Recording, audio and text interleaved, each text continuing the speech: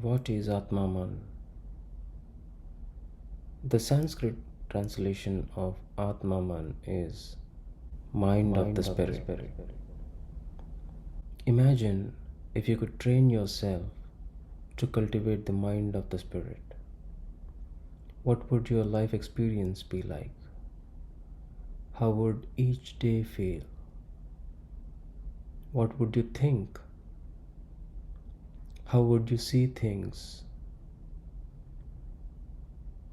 What exactly is the mind of the spirit? Imagine sitting where you are currently sitting, experiencing everything around you. When I say experiencing everything around you, what I mean is that you're not thinking about anything that comes into contact with your five senses. No matter what sights or sounds you encounter, they do not register as thought, but as an experience. You experience them intimately, without the intermediary known as thought. As a matter of fact, you have no thoughts whatsoever. You experience everything. You experience it just as it is, without thinking about it in any way. Just experiencing it, tasting it, immersing yourself in it. Imagine that whatever situation you encounter, your lips produce the wisest words. You are untouched by anger or any emotion. You act perfectly and in perfect proportion to whatever the situation requires. Imagine that you live in a state of peace, a perpetual high, and that this feeling remains unbroken no matter the nature or gravity of the circumstance. Is this not the documented experience of the legendary Swamis of the Himalayas? Is this not what it would be like to be a living God? This is Atmaman. You have had moments of complete bliss, infinitesimal moments in which you felt light, peaceful, and completely joyous. They might have occurred completely independent of the circumstance in which you found yourself.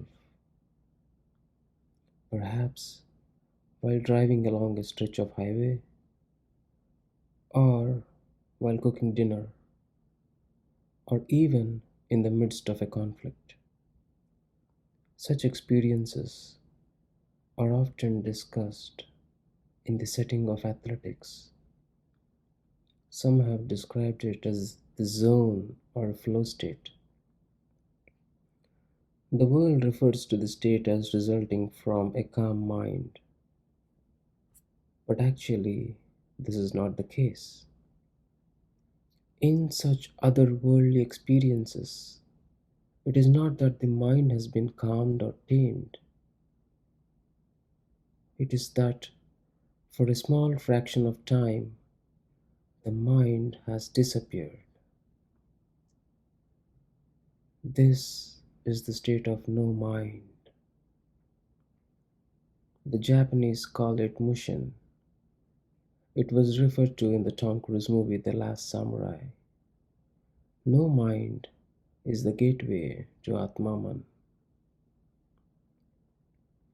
Atmaman goes beyond the zone and flow states, particularly as they are understood in the modern parlance. Atmaman is actually a process that encompasses a deep and nuanced understanding of the human mind. Atmaman is a process of transcending the mind altogether. What the mind really is, what gives rise to it, what excites it, what its patterns are, and how it controls our lives. And control is the correct word. All of us are controlled by the mind. Although most people in the world do not realize this is a fact. They believe that the decisions they make are the result of their own conscious logic and reasoning. They believe that their personality is an intrinsic part of their fundamental nature. They believe that they are in control of their lives. This is an illusion. Please understand this. Man's greatest dilemma is that he lives in a prison and he believes that he is free. Through the exploration of the process of Atmaman, he will begin to set himself free. But before he takes his first step upon this journey, he must first realize that he is indeed imprisoned. In what way is he imprisoned? In every way possible. I will explain. He believes that he likes one thing and dislikes another. Is this true? No, for it is his mind that likes one thing and dislikes another. You see, the mind cannot live within a state of like or within a state of dislike. It must have both. This is part of the scaffolding on which it rests. Indeed, the very fact that a preference exists means that mind is doing the preferring. The human being is thus imprisoned by his likes and dislikes. You might ask, what would I do if I had no likes or dislikes? You would take life as it comes. You would experience it. And because you would not be taking sides, you would enjoy it immensely. Please understand this. When you have likes and dislikes, you have a desire for one thing and an aversion for another. This is a deep and painful imprisonment.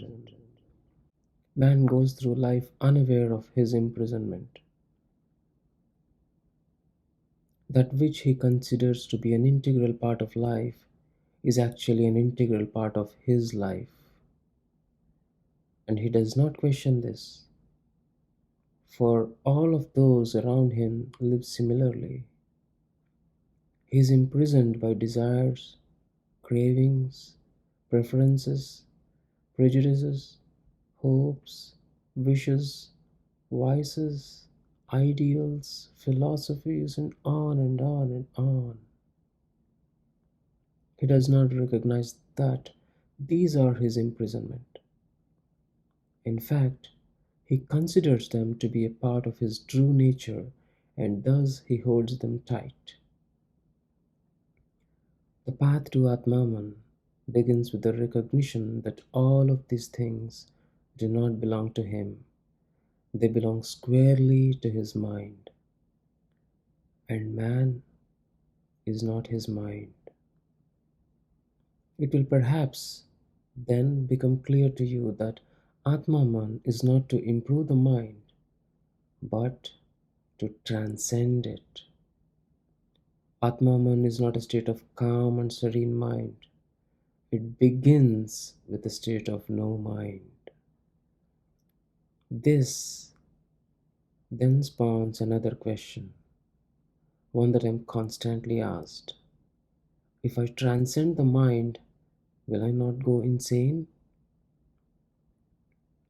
What is ironic is that the mind that is asking this question is itself insane. I do not intend to be derogatory or to pass judgment. I mean this quite literally. We are all insane. How so? You see, for almost every human being in the world, his current existence consists of the following. He has a thought that is generated by his mind.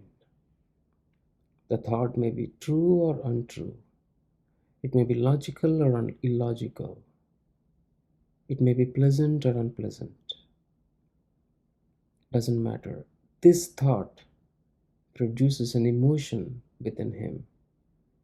It makes him feel a certain way. He then expresses this feeling in the form of a particular reaction or a behavior.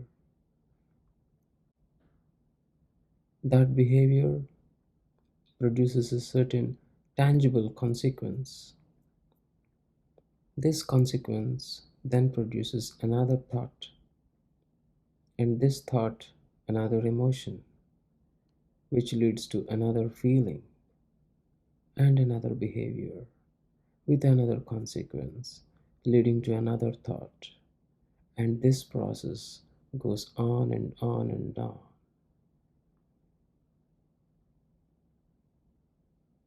This is the state of existence for more than 99% of the population. This is a reactive, robotic, and programmed existence. This sort of existence has the man living as a naked nerve which twitches to every thought, sensation, and circumstance. This is what I called a spinal cord existence. If you tap the inferior aspect of a person's knee, it produces a kick reflex. Man's entire life is a kick reflex. Now you might ask, what is wrong with this? Another theme that you will discover throughout the book is that it is not a question of right or wrong. It is a question of misery versus peace, joy versus anguish, and freedom versus imprisonment.